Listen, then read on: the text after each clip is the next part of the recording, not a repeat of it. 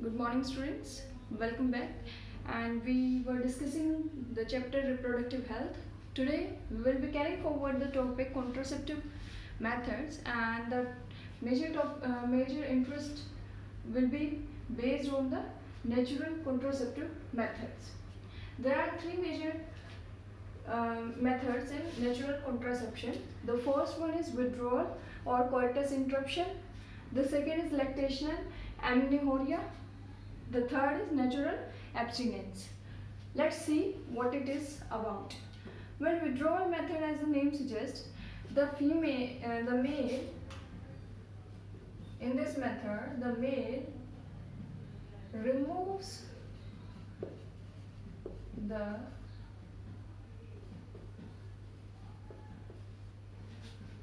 penis from the female vagina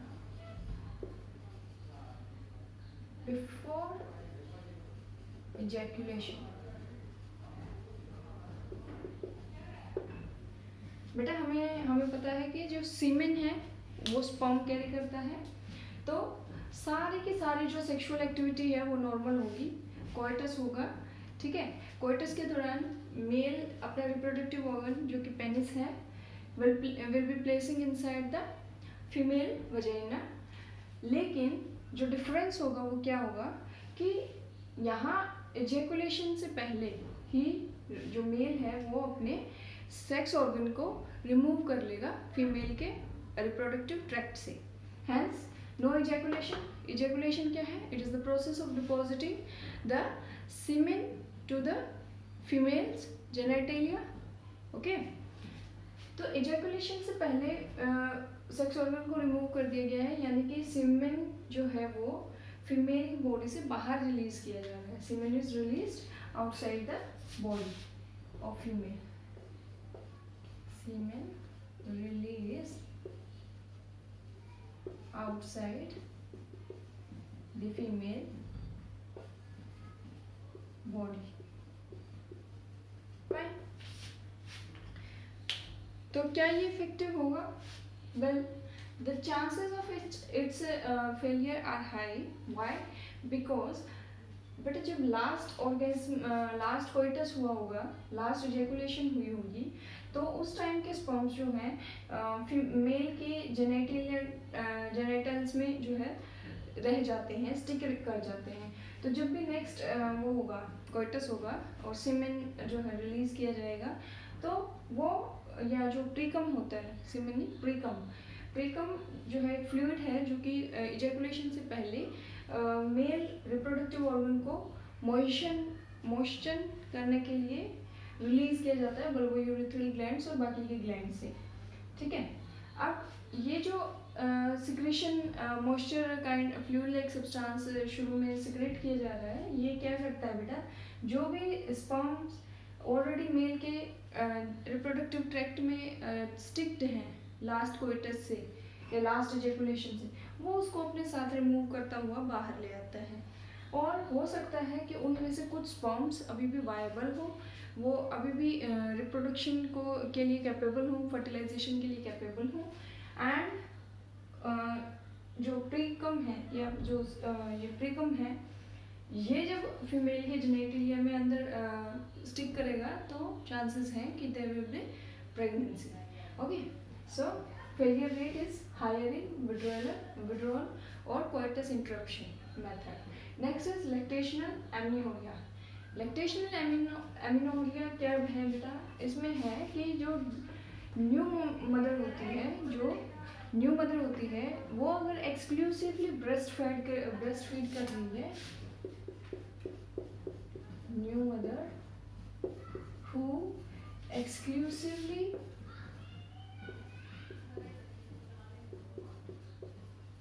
breast feeds the baby, a new mother who exclusively breastfeeds the baby is unable to get pregnant, or उसके या there are low chances of her to be pregnant till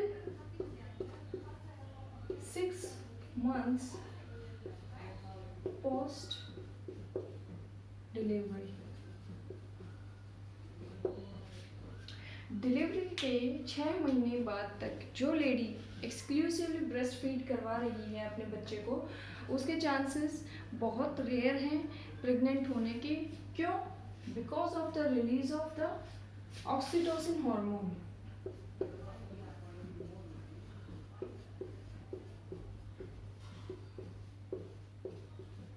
oxytocin hormone does not favours pregnancy.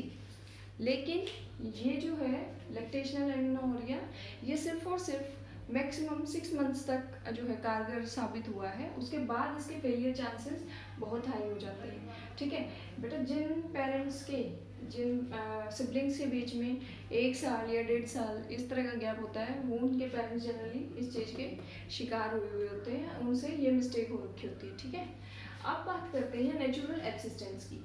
देखिए, हमने menstrual cycle के दौरान पढ़ा, I am sorry for the disturbances, हमने menstrual cycle के दौरान पढ़ा, जो मैंने आपको ओव्यूलेशन वाला टाइम पढ़ाया था, कि जो 1 से 5 डे है मेंस्ट्रुअल साइकिल का, उसमें क्या होता है, मेंस्ट्रुएशन होता है, यानी कि वजाइना से ब्लड लॉस होता है। अब इसके बाद बेटा जो 7 to 14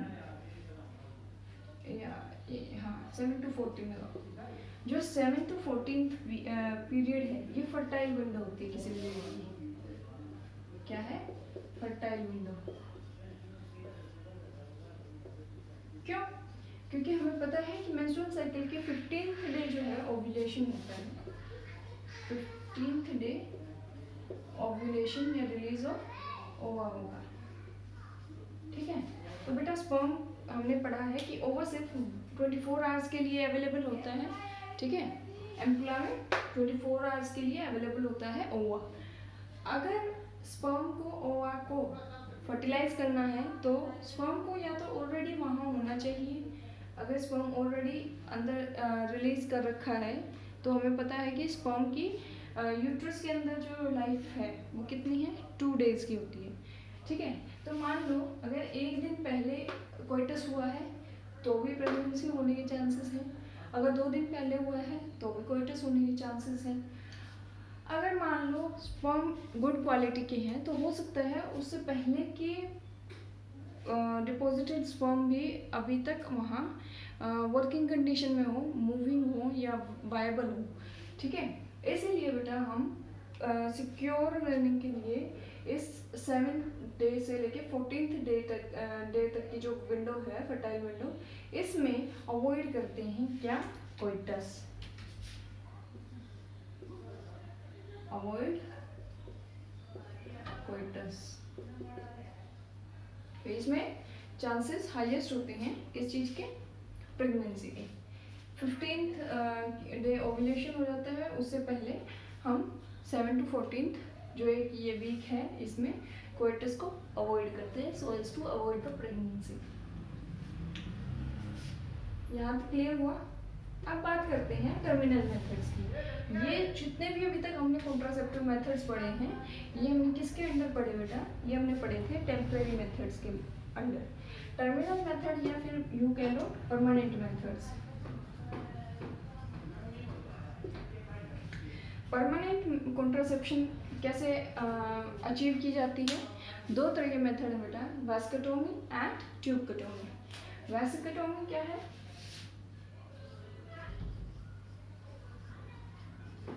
पहली बात तो किस में होती है ये? It is done in males, और फीमेल्स में ट्यूबकटोमी। क्या होगी? ट्यूबकटोमी। और इनको क्या बोला जा सकता है? These are known as surgical methods. What are they known as? Surgical methods. अब बेटा सर्जिकल मेथड है तो यानी कि कहीं ना कहीं कटिंग, बॉडी में डायसेक्शन हो रहा होगा। ठीक है, कुछ पियर्स किया जा रहा होगा। ठीक है, तो क्या होता है कि मेल के अंदर जो स्क्रोटम है, स्क्रोटम क्या होती है? जो टेस्टिस को होल्ड करने वाली सैक है, जो टेस्टिस को होल्ड करने वाली सैक है, पाउच लाइक स्ट्रक्चर है, वो क्या कहलाती है बेटा? स्क्रोटम। ठीक है, स्क्रोटम के अंदर कट लगाया जाता है, माइनर कट लगाया जाता है, और जो वास्ट डिफरेंस निकलती है ये क्या है? टेस्टिस। ठीक है, एपिडाइडेमिस है इसके ऊपर, और इसी एपिडाइडेमिस के नीचे से क्या निकल रही है? वास्ट डिफरेंस निकल रही है। हम इस स्क्रोटम में कट लगाते हैं और ये जो वास्ट डिफरेंस है इसमें इसको कट कर दिया जाता है, माइनर कट कर दिया जाता है। या तो इसका कुछ पोर्शन रिमूव कर देंगे, या फिर क्या करेंगे कि कट लगा के और इसको इस पोर्शन को क्या कर दिया जाएगा? टाई कर दिया जाएगा। ठीक है, ठीक है। अब अगर दोनों तरफ अगर इसी तरह कर देंगे, वास्ट डिफरेंस में कट लगा देंगे, तो क्या होगा? सो वे विल बी, हम बात कर रहे थे कि बेटा मेंस में वास्ट डिफरेंस जो है, ट्यूब है जो कि सीमेन को कैरी करता है, कहाँ से? टेस्टिस से पेनिस तक, उसको कट लगा दिया जाता है, लिगेशन बोलते हैं इसको scientific term, and it is tied thereafter. Tie करने के बाद ये जो बेटा रूट था ये डिसरप्ट हो गया है। ठीक है, इट इज टाइड, जो रूट था वो डिसरप्ट हो गया है, एंड हेंस नो अच्छा देखो, ध्यान दो, सीमेन तो अब भी रिलीज होगा, सीमेन तो अब भी रिलीज होगा जब कोइटस होगा, लेकिन उसमें स्पर्म्स नहीं होंगे। ठीक है, नाउ यू शुड फोकस कि सीमेन की कंपोजिशन क्या है। ठीक है, जो फ्लूइड रिलीज करता है मेल, उसकी कंपोजिशन क्या है बेटा? It's okay, it's obvious that it carries sperm, but it also carries various fluids that are released by various glands present in the root. Okay, रास्ते में जो और ग्लैंड्स आते हैं उनकी सिक्रेशंस भी सीमेन के अंदर सिक्रेट की जाती है, प्लस स्पर्म कहाँ से आता है? टेस्टिस से आता है, और उसी को हम क्या बोलते हैं? सीमेन बोलते हैं। ठीक है, जैसे कि सेमिनल ग्लैंड है, सेमिनल वेसिकल्स हैं, वो क्या रिलीज करते हैं? वो फ्रक्टोज और जो न्यूट्रिशियस फ्लूइड है स्पर्म की ग्रोथ के लिए, उसको रिलीज करेंगे। क्यों? क्योंकि स्पर्म बेटा इतना एरिया ट्रेवल करेगा तो उसको फूड भी तो चाहिए ना, एनर्जी के लिए। इसीलिए क्या होगा कि वैस्कुटोमी के बाद स्पर्म नहीं रिलीज होगा, किसमें? सीमेन में, but semen will be released. Okay, अब देखो फीमेल के अंदर क्या होता है? फीमेल के अंदर जो सर्जिकल प्रोसीजर हम करते हैं कॉन्ट्रासेप्शन के लिए, उसको बोलते हैं ट्यूबोटोमी। ट्यूबोटोमी जब करते हैं तो बेटा फीमेल की फैलोपियन ट्यूब्स में कट लगा दिया जाता है, some part of it is removed, and then this is यहाँ से नीज के पास से लगाया जाता है। ठीक है, ये ध्यान रखना। इसको फोल्ड करके टाई कर दिया जाता है। गैमीट कहाँ से आना था? ओवरीज से, ओवरीज से आएगा यहाँ आके रुक जाएगा, ओवरीज से आएगा यहाँ आके रुक जाएगा। तो बेटा जब यूट्रस के अंदर आएगा ही नहीं, यहाँ ऑलरेडी ब्लॉकेज है, स्पर्म यहाँ तक जाएगा ही नहीं, तो फर्टिलाइजेशन पॉसिबल है? नो।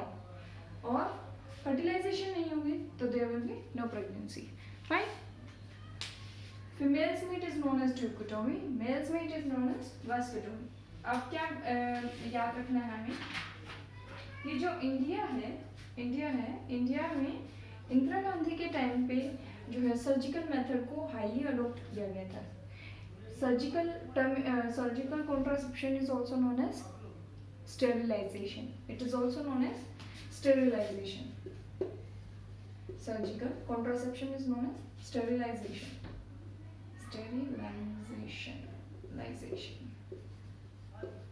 ठीक है, स्टेराइल कर देना किसी चीज को। फाइन। और अगर इंडिया की बात करें तो female tubectomy is more preferred upon vasectomy. ठीक है, female tubectomy is more preferred as compare to vasectomy. Females में सर्जिकल कॉन्ट्रासेप्शन का रेट है बेटा 85%, और मेल्स के अंदर है सिर्फ 10 to 15%। अब सपोज करो बेटा किसी कपल की फैमिली कंप्लीट हो चुकी है, ठीक है, they don't want any more children, but due to some mishappening उनके बच्चों को कुछ हो जाता है, वो एक्सपायर कर जाते हैं। तो इन दैट केस क्या सर्जिकल मेथड्स को दोबारा से रिवर्स किया जा सकता है?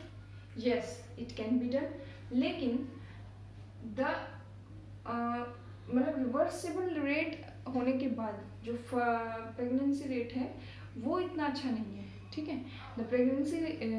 The chances of pregnancy after reversing the surgical method are low, ठीक है, ये ध्यान रखना है।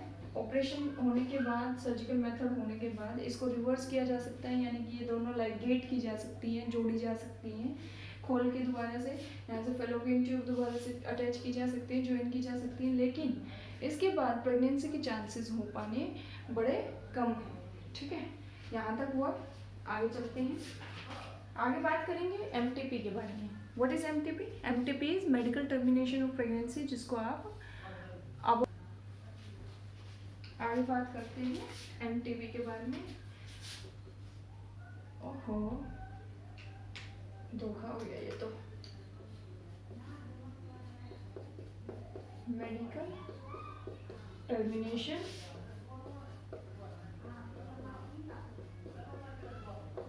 Of pregnancy.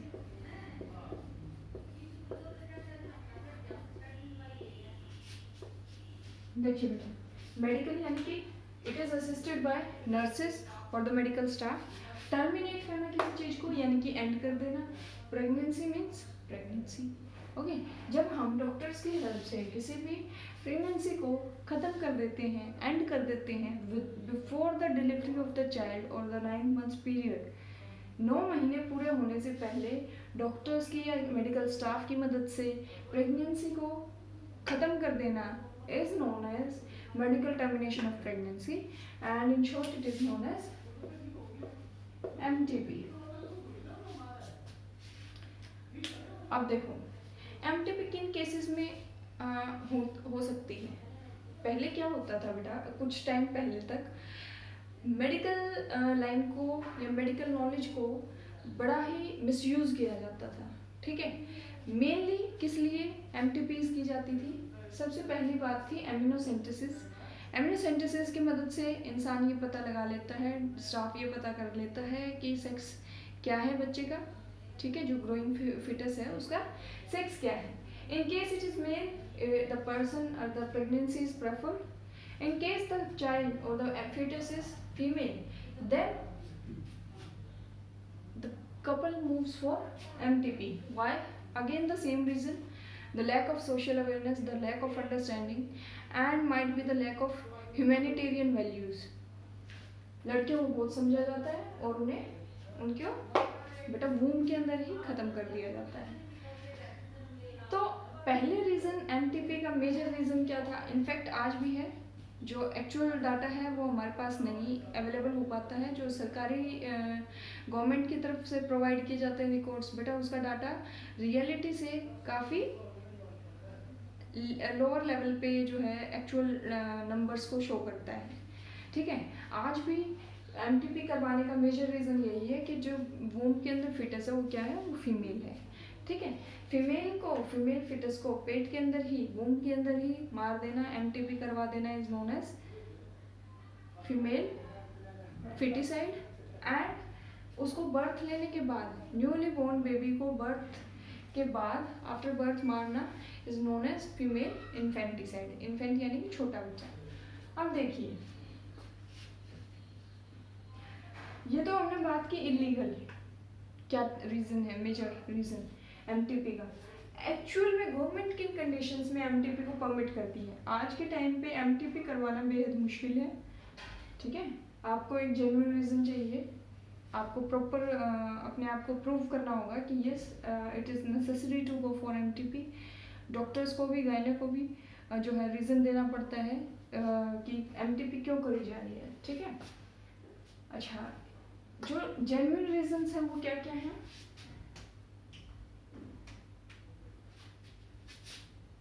Medical condition, then medical condition में क्या है बेटा कि प्रेगनेंसी जो है वो मदर की लाइफ के लिए एंडेंजर है, डेंजर टू मदर्स लाइफ। इसके बाद next comes eugenic.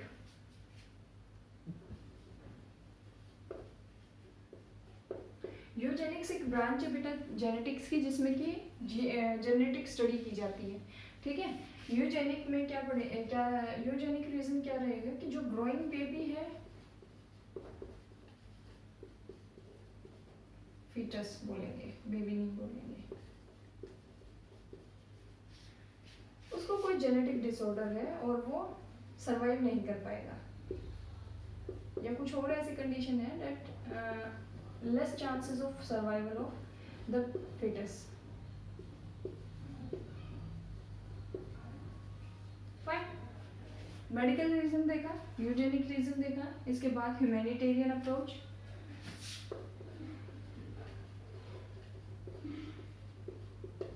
Suppose the baby of the pregnancy is because of a rape, ठीक है। अगर रेप की कंडीशन में rape resulted to pregnancy, अगर रेप से प्रेगनेंसी हुई है तो of course the female won't be permitting या won't be willing to carry on the pregnancy, तो ये ह्यूमैनिटेरियन रीजन है एमटीपी करने में। इसके अलावा क्या हो सकता है, सोशियो इकोनॉमिक, ठीक है, socio economic,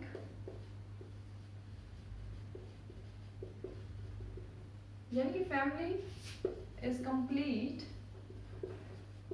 is already complete, mother has 2 to 3 children।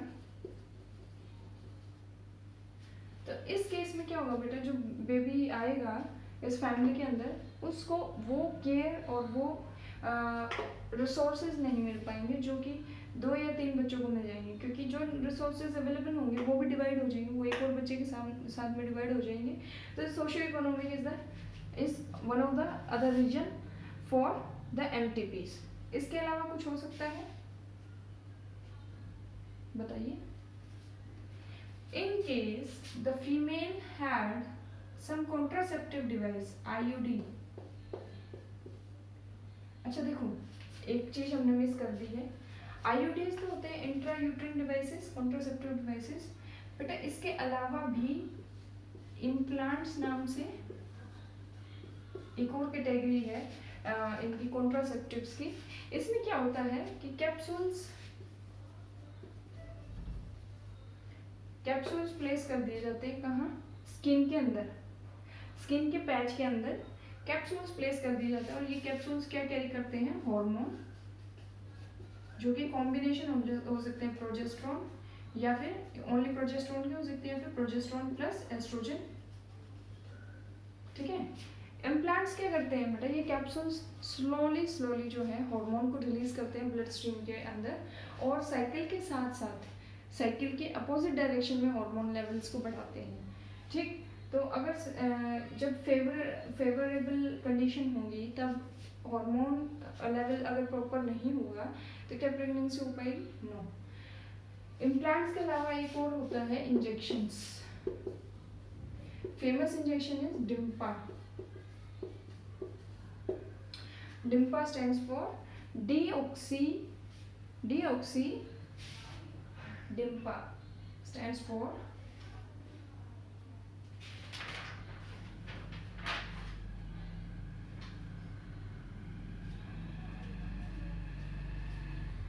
DIMPA stands for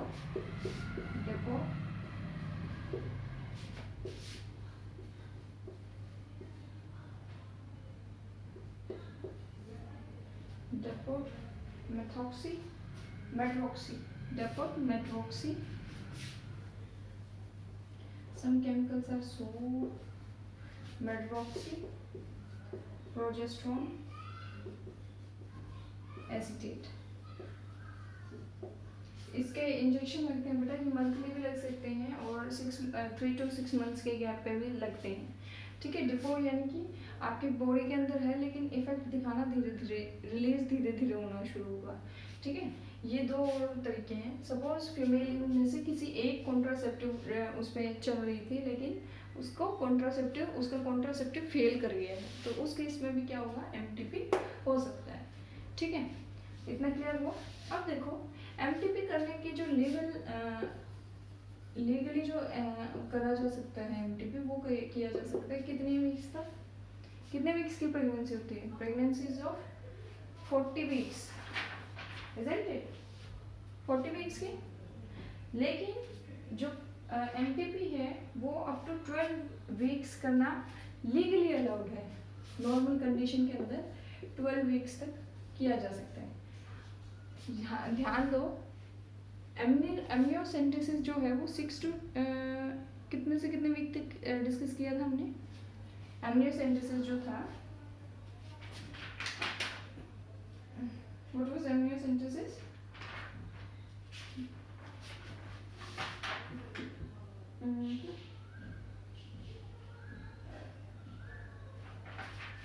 second week तक था ना वो।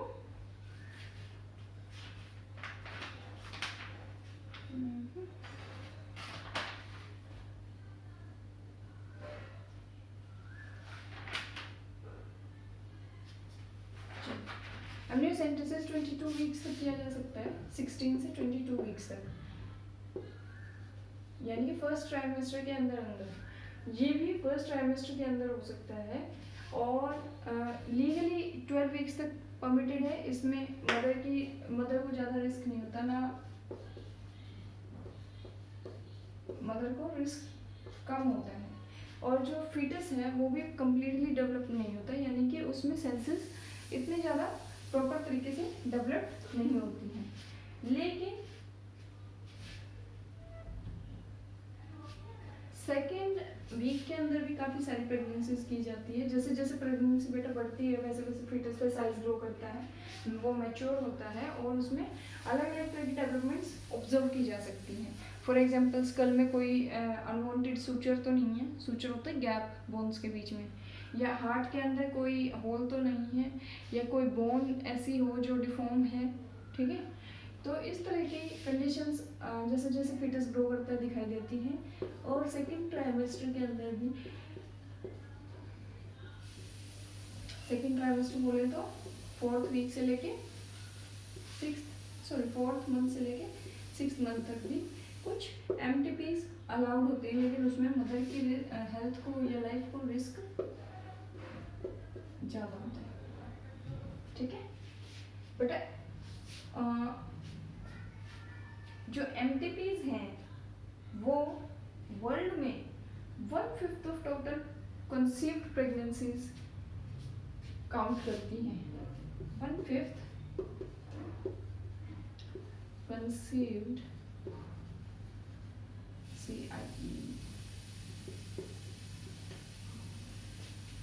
प्रेगनेंसीज अकाउंट करती है ऑफ वर्ल्ड।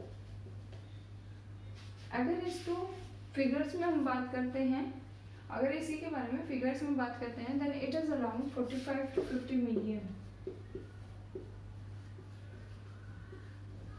यानी कि इतनी एमटीपीज होती हैं per year.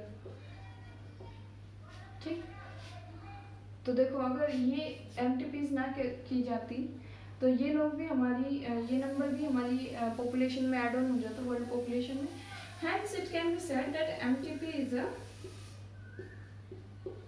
good option of controlling population, but it's actually not made for this reason, but it is actually not for this reason। एमटीपीज को बेटा पॉपुलेशन घटाने के लिए या पॉपुलेशन को कंट्रोल करने के लिए यूज़ नहीं कर सकते। एमटीपी है मेडिकल टर्मिनेशन ऑफ प्रेगनेंसी, जो कि किसी गहन या डिफ़िकल्ट सिचुएशन के अंदर ही ऑप्ट किया जाना चाहिए। क्यों? अब देखो बेटा, यहाँ तो इंसानियत होनी चाहिए, किसी भी कोई भी ह्यूमन बीइंग है, आप लोग भी कल को जो है पेरेंट्स बनोगे, ठीक है। हमारे जो फीटस है देखो उसका 6th वीक में हार्ट बीट आ जाती है उसके अंदर, 6th वीक में हार्ट बीट आ जाती है। और वो मतलब आपकी जो ये फर्स्ट पोर्शन है ना फिंगर का, इस पोर्शन से भी छोटा होता है उस टाइम पे। Means it's just of the size of a seed of an apple, इतना छोटा साइज का होता है। और उसके अंदर एक हार्ट जो है वो बीट कर रहा है, ठीक। ये है जब वो 6 वीक का है। थोड़े दिनों बाद बेटा इसमें लार्वा लाइक स्टेज आ जाती है और ये हार्ट और भी क्लियरली आपको बीट होता हुआ दिखाई देता है, ठीक। जो 3rd मंथ है उसमें बेबी के मोस्ट ऑफ द ऑर्गन्स आ चुके होते हैं, बस वो रिफाइंड होने जरूरी है, मैच्योर होने, मोर डेवलप होने के लिए जो है रह जाते हैं, ठीक है। तो बेबी ऑर्गन्स आर फॉर्म्ड। अब देखो बेटा 3rd मंथ यानी कि कौन सा वीक, ये है 1 से 3, ये 4 से 6, ये है 7 से 9। हम क्या बता रहे हैं कि जो फर्स्ट ट्राइमेस्टर है उसके अंदर जो है अलाउड होती है एमटीपी, और वो मदर के लिए रिस्की नहीं है। देखो कैसे होती है एमटीपी बेटा,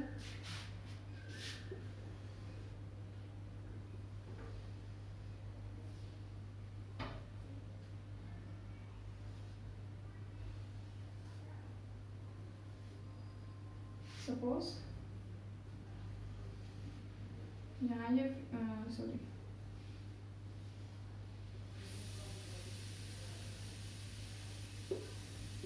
यहाँ ये बेबी है, ठीक है। यहाँ से बेटा फीमेल के अंदर एक डिवाइस डाला जाता है, ठीक है। इसके आगे शार्प ब्लेड लगे होते हैं, ठीक। ये कुछ इस तरह का दिखाई देता है, ब्लेड्स, ठीक। और मोटर के साथ इसको रोटेट किया जाता है। बेटा जब ये चॉपर जो है फीमेल ट्रैक्ट में डाला जाता है for the purpose of MTP, तो इस बेबी के अंदर इतनी सेंस होती है, इसको इतना पता लगता है कि उसके आसपास की सराउंडिंग में कुछ हलचल हो रही है, कुछ गड़बड़ हुई है, ठीक है। एज अ रिजल्ट क्या होता है, ये जो बेबी है ना, जैसे जैसे ये चॉपर इसको ये घूमता है, तो बेटा जैसे ग्राइंडर नहीं चलता है उस तरह से ये मूव करता है। और जैसे जैसे ये इसके नजदीक जाता है, the baby tries to escape from the chopper, ठीक है। बेबी की जो हार्ट बीट है, हार्ट रेट है, वो इंक्रीज कर जाता है। ये मॉनिटरिंग होती है, मॉनिटर किया गया, जब देखा गया है कि जब भी एमटीपी करते हैं हम किसी भी फीटस की, तो बेबी को उस चीज़ की अवेयरनेस है कि उसके साथ कुछ गलत हो रहा है, ठीक है। वो बेशक बोल नहीं पा रहा है, किसी को आवाज़ नहीं लगा पा रहा है, लेकिन उसकी जो जो हेल्थ, जो बॉडी कंडीशन है, जैसे इंक्रीज हार्ट रेट, उसका जो एक्सचेंज रेट है वो बढ़ जाता है, उसकी मूवमेंट है फीटस की वो होनी शुरू हो जाती है उसके अंदर। और ये जिस तरफ भी ये चलता है, फीटस उसके अपोजिट डायरेक्शन में मूव करने की कोशिश करता है। तो बेटा उसको पता है ना, इट कैन सेंस, इसमें सेंसेस है, तभी तो ये सेंस कर पा रहा है कि कुछ गड़बड़ हो रही है, ठीक है। तो सोचो क्या जब इस बेबी को चॉप किया जाता होगा, पीस बाय पीस करके रिमूव किया जाता होगा उसके वूम के, फीमेल के वूम के अंदर से, तो सोचो इस छोटी सी लाइफ को कितना पेन होता होगा, कितना ज़्यादा टॉर्चर ये सहन करके तब इस दुनिया से जाती है, गुड बाय बिड ऑफ करती है। सोचने की बात है कि ऐसा इस सिनेरियो से जानने क्या गलत किया, सिर्फ एक बेटी है या सिर्फ, मतलब जनरली मैं फीमेल फिटिसाइड को कंसीडर करते हुए आपको ये बात बोल रही हूँ कि क्या सिर्फ एक लड़की होना इतना बड़ा पाप है कि किसी को हम इतनी बेरहमी से मार डालें। मतलब उसको जमीन धरती पे आने भी नहीं दिया है अभी कम्प्लीटली, उसको बर्थ तक नहीं लेने दिया है, and we are removing her so mercilessly from the womb of a mother. ठीक है, और सल्यूट करती हूँ मैं उन माओं को जो इतना जिगर रखती हैं। ठीक है, माँ की ममता कभी भी इस तरह की हरकत को अप्रूवल नहीं दे सकती और देनी भी नहीं चाहिए। We should stand against it and take strict actions regarding it. देखो बेटा, बड़ा आसान है, अगर फीमेल जो है वो सोशियो इकोनॉमिकली फाइनेंशियली अपने पैरों पे स्टैंड करती है तो वो अपने बच्चों के लिए एनफ इतना कमा सकती है कि वो उनका पेट भर सके। ठीक, तो हमें अपनी सोसाइटी से इस तरह की जो माल प्रैक्टिसेस हैं उनको हटाना है और एक अच्छे समाज की तरफ, एक अच्छे फ्यूचर की तरफ अपने सोसाइटी को लेके जाना है। ठीक है, I would like to end this video over here with this note. Thank you.